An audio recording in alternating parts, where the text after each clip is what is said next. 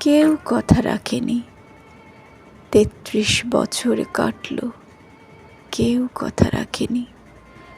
ছেলেবেলায় এক বষ্টমী তার আগমনী গান হঠাৎ থামিয়ে বলেছিল, শুক্লা দ্বাদশীর দিন অন্তরাটুকু শুনিয়ে যাবে। তারপর কত চন্দ্রভূক অমাবস্যা এসে চলে গেল, কিন্তু সেই বষ্টমী আর এলো না। ২৫ বছর প্রতীক্ষায় আছি।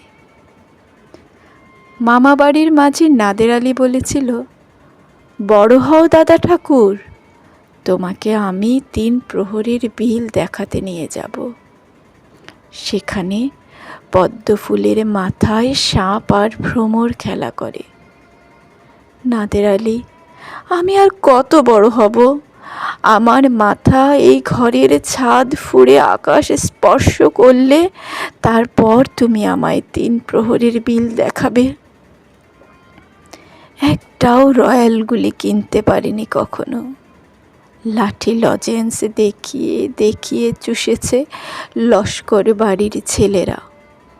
ভিখারির মতন চৌধুরীদের গেটে দাঁড়িয়ে দেখেছি ভেতরে রাস উৎসব। অবিরল রঙের ধারার মধ্যে সুবর্ণ কঙ্কণ পরা ফর্সা রমণীরা কত রকম আমোদে হেসেছে। আমার দিকে তারা ফিরেও চায়নি।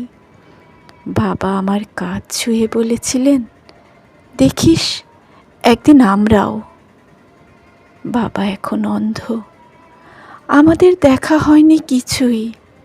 সেই রয়্যালগুলি, সেই লাঠি লজেন্স, সেই রাস উৎসব আমায় কেউ ফিরিয়ে দেবে না।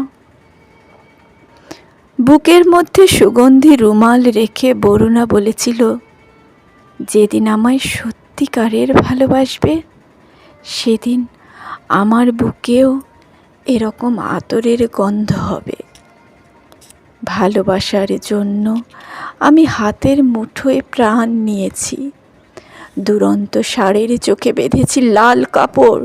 বিশ্ব সংসার তন্ন তন্ন করে খুঁজে এনেছি ১০৮টি নীল পদ্ম। তবু কথা রাখিনি বরুণা। এখন তার বুকে শুধুই মাংসের গন্ধ। এখন সে যে কোনো নারী। কেউ কথা রাখেনি। ৩৩ বছর কাটল, কেউ কথা রাখে না।